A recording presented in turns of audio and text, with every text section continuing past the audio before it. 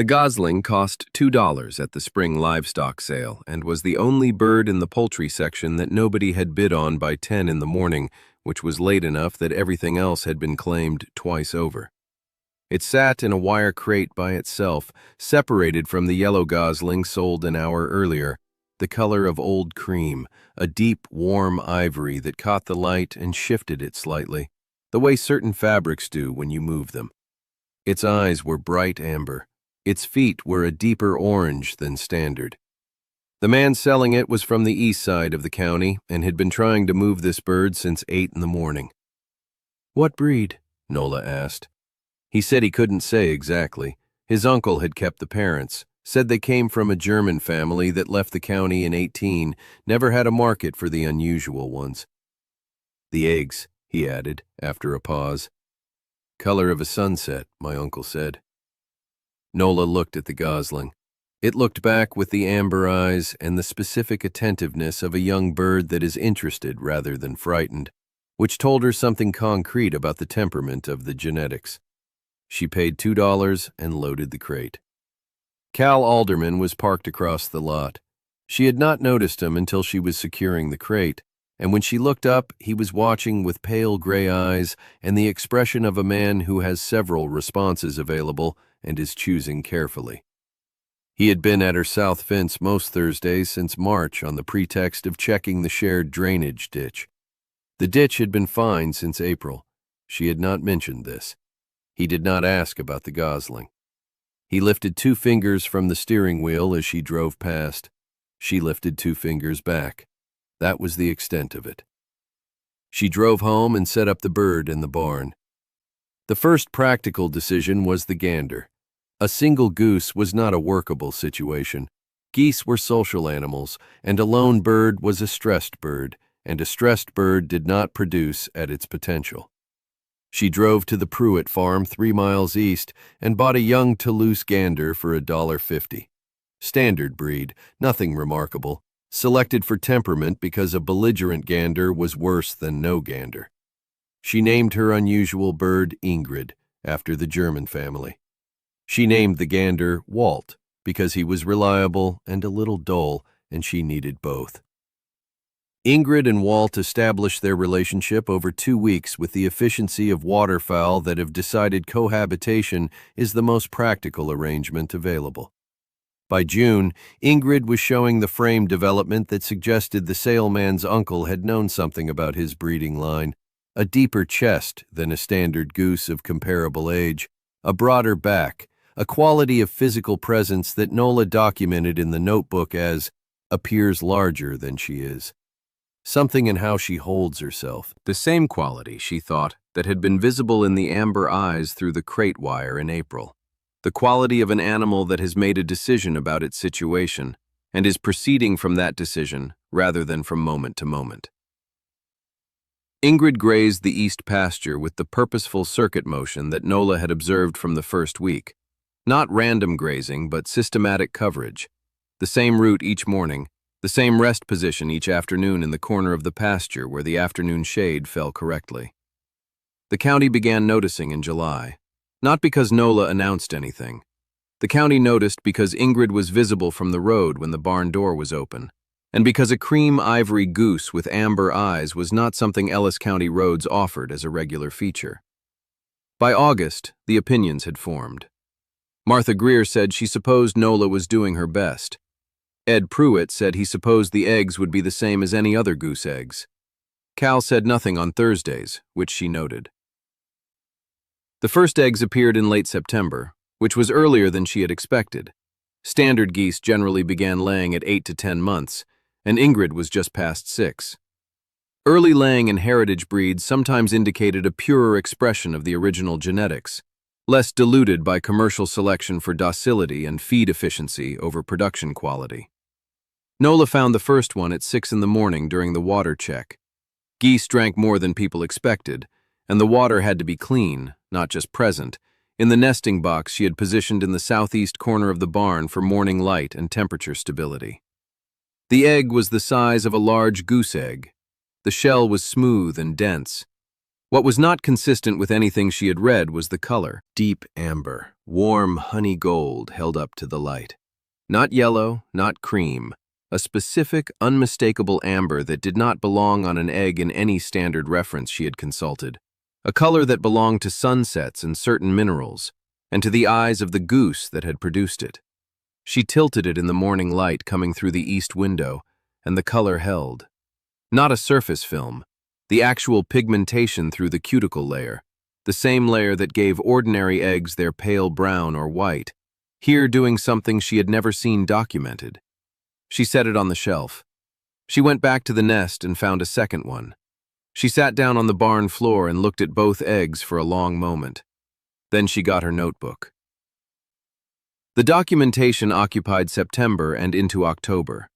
She candled each egg at 3, 7, and 14 days, recording development progression against the standard tables in the extension pamphlet, which the eggs exceeded at every interval.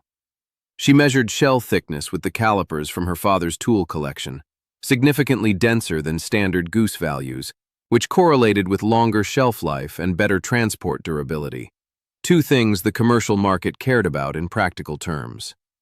She weighed each egg, averaging 185 grams against the standard 160 to 180 for Toulouse. She recorded the yolk-to-white ratio after each use, which ran higher than ordinary by a margin she found interesting, and that she suspected was connected to the specific character of Ingrid's diet.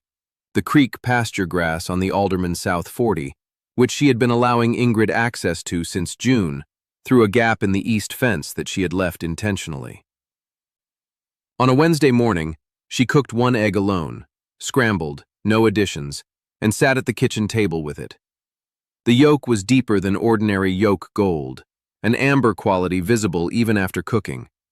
The flavor was richer than standard goose eggs, which were themselves richer than chicken eggs, and the richness had a specific quality that was not heaviness, but concentration, the way certain things that have been made slowly taste different from things made quickly. She wrote in the notebook, "Not heavy, concentrated, like something that knows what it is." She wrote a letter to the Poultry Science Department at Kansas State Agricultural College in Manhattan that same afternoon. Professor Donaldson came in person in November. A spare, careful man who had been looking at geese for 20 years, he walked the barn for 40 minutes, examined the 14 eggs Nola had in cold storage, and wrote things in his own notebook.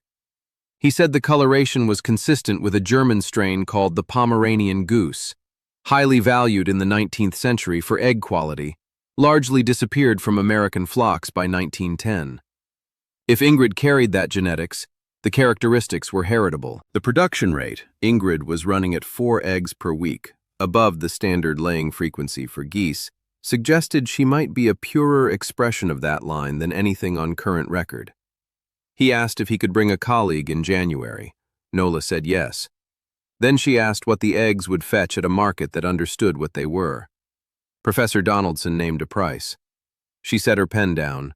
Then she picked it up and wrote the number in the notebook. Cal came to the south fence the morning after the professor's truck drove away, which meant he had seen it come and go and had waited. Ingrid was in the barn doorway, Walt behind her, reliable and dull as ever. "The professor from Manhattan," Cal said. "Poultry science. For the eggs." He looked at the barn, then at Nola. She told him the breed history, the rarity, the production characteristics, the colleague coming in January. Not the price. That was still settling. He listened without interrupting. When she finished, he was quiet for a moment. "Nola," he said. She waited. "I said in April that the goose was an unusual choice. You did. I was working from incomplete information." "Yes." He looked at the barn again, at Ingrid in the doorway with Walt's reliable presence behind her. "It is the most extraordinary thing I have seen on a farm in Ellis County," he said. "The goose. What you've built here." He looked at her directly. "Both things." The November morning held still around the fence. Somewhere in the field, a late meadowlark started up and stopped. "Come for supper on Saturday," she said. "There's a question about the breeding program I've been thinking through, and I'd like another mind on it." He said Saturday. She said 6 o'clock. He came at 5:50. January brought Professor Donaldson's colleague, a USDA man from the Bureau of Animal Industry, who was documenting heritage breed survival in American flocks. He spent 2 days at the farm, confirmed that the offspring of Ingrid and Walt would carry the unusual egg characteristics at approximately 60% frequency, one recessive parent, one standard, and said she had something significant. 60% of a large flock was a significant number. Nola had been thinking about flock size since November. The barn could accommodate 12 breeding pairs comfortably, she had measured. 12 pairs, 60% carrying the amber egg trait, running at 4 eggs per week per qualifying female. She had done the arithmetic 6 times, and it came out the same 6 times. The problem was acquiring the birds. Ingrid was the only female of the line she had located. Professor Donaldson suggested that similar birds might exist in old German farming communities in the eastern counties, where some families had maintained heritage breeds through the difficult years by the specific stubbornness of people who understood that what was rare was worth keeping even when nobody was paying for rarity. She drove east in February, 3 counties, 1 week. Roads that were the roads in February in Kansas, and made no apologies for it. She found, collectively, 4 more females of similar coloring and 2 males, distributed across 3 farms whose owners received her with the cautious interest of people who have been asked about their unusual birds before and have learned to find out why someone is asking before they answer. She told each of them what she had and what she was building and what she thought the genetics were worth, and she told them directly because direct was the only way she knew how to ask for something significant. The prices were not low. The families who had kept these birds through the 20s and the drought years had their own accounting of what they were worth, which was not the same accounting as the spring livestock sale where nobody bid. She paid what she had and drove home with 5 additional birds and a fuel bill and a household account that she looked at for a long time when she got back. Cal was at the fence when she came home on the last Thursday of February. He looked at the 5 crates in the truck bed without being told. "Eastern counties," she said. "Old German farming families." "How much?" She told him. He absorbed it. "That's everything from the hotel order," he said. She had told him about the Hayes Hotel order in December, the first commercial sale, 24 eggs at a price that had made the manager pause and then agree, because the manager had tasted one first. "Yes," she said. "The first payment was proof of concept. The birds are the asset." He looked at her for a long moment, the gray eyes doing the thing they did when he was revising something he had considered settled. "The south section of my property," he said. "The 40 acres that borders your east fence. I've been running winter wheat, but the yield's been poor 3 years running. The soil is better suited to pasture." She waited. "Geese need pasture," he said. "Good grass, water access. I have the creek running through the South 40. You don't have creek access on your property." This was true. She had been thinking about the water situation since January. "You're offering the South 40, she said. "I'm offering a conversation about the South 40. What an arrangement might look like." She looked at him across the fence in the February morning, the flat gray light honest and cold, the farm behind him and the farm behind her, and the fence between them that was a fence and also something less than a fence at this point. "Saturday," she said. "Bring the soil data. I'll have the water requirements calculated for 12 pairs." He came at 5:45. They built the second brooder house over 4 Saturdays in March and April. He framed it with the lumber he had mentioned in February, the same offer, not repeated but present, and she specified what a waterfowl operation required in terms of ventilation, drainage angle, the placement of the water access to prevent the standing water that caused foot problems in geese, and the separate pen for the ganders during the breeding season, when 2 males in the same space became an argument rather than an operation.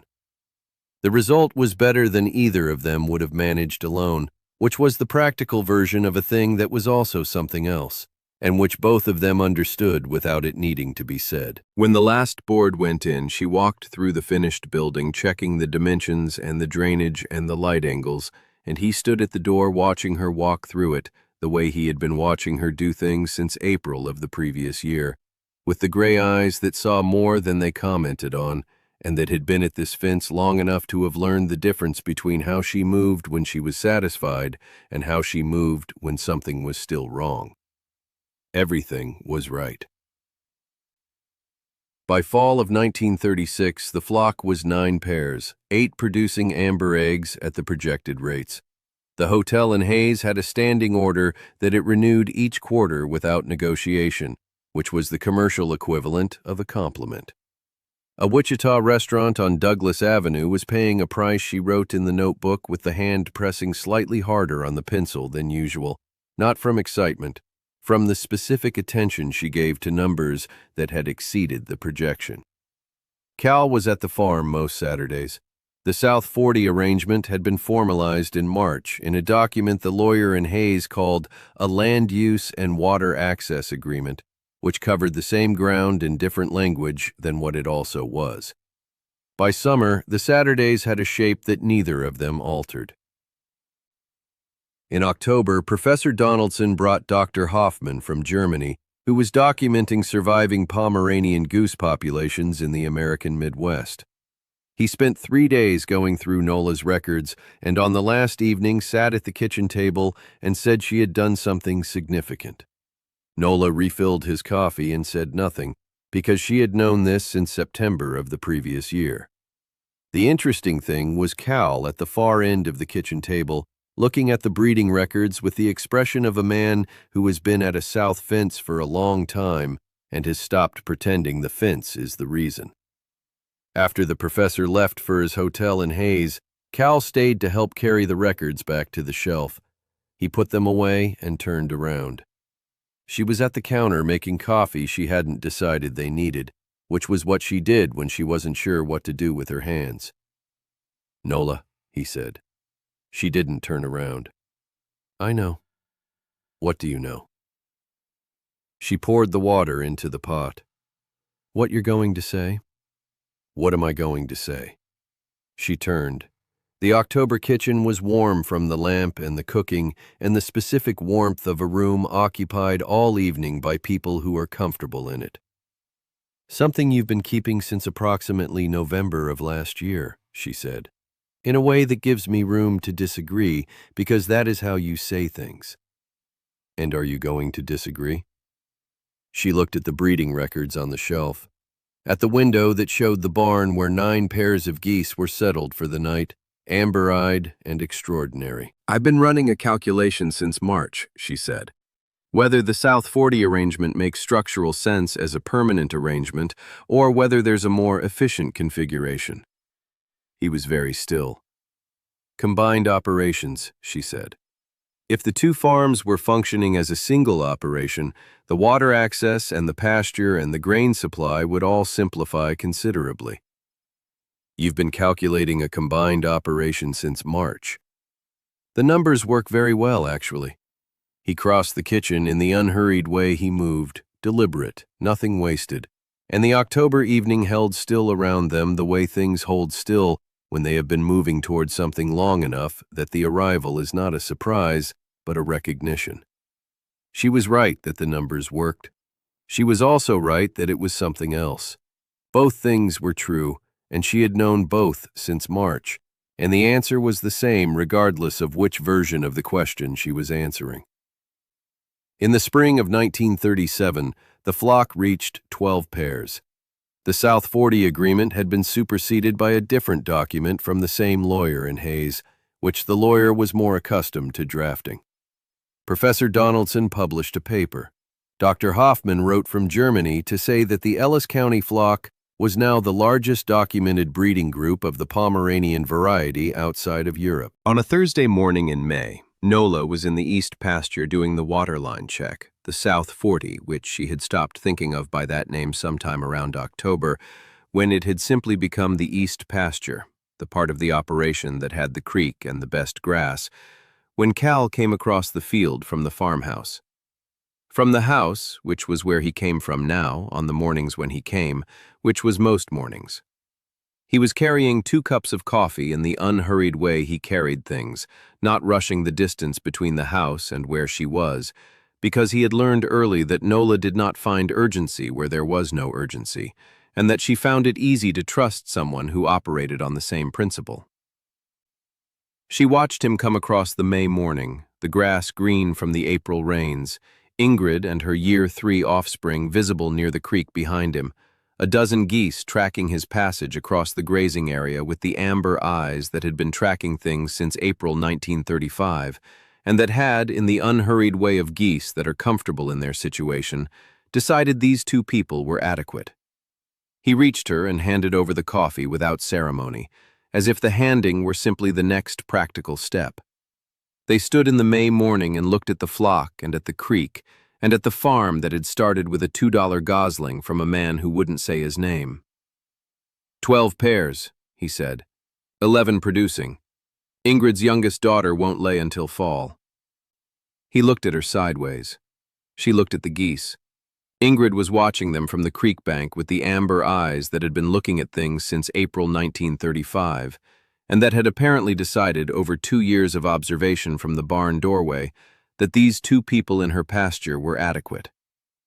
The county called it foolish, Cal said. The goose. In April of 35, the county has since updated its position. Yes, he drank his coffee. I said it was an unusual choice. You were working from incomplete information. He was quiet for a moment. Nola, the calculation. Which one? The one you've been running since March of 36. Has it changed? She looked at Ingrid on the creek bank, at the 12 pairs in the pasture, at the farm behind them, one farm now, the thing they had been building since a Thursday in November when she had invited him to supper, and they both knew it was about something else. No, she said. It hasn't changed. He nodded once, the economy of a man for whom a nod is sufficient when the conversation has gone where it needed to go. They walked back to the farmhouse together across the May morning. The geese watched them go with amber eyes that had been watching since the beginning and that had, in their unhurried goose way, understood the whole thing considerably earlier than either of the people involved. Ingrid, oldest and most imperious, watched from the creek bank until they were through the gate, and then returned her attention to the water, which was where her attention generally was when people were not doing something interesting. The farm had started with a $2 gosling from a man who wouldn't say his name.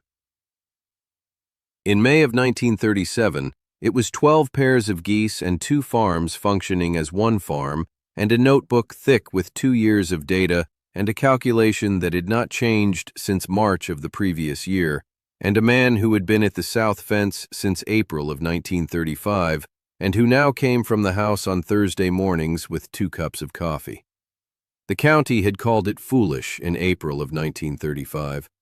The county had a great deal of information now that it had not had then. So did Nola.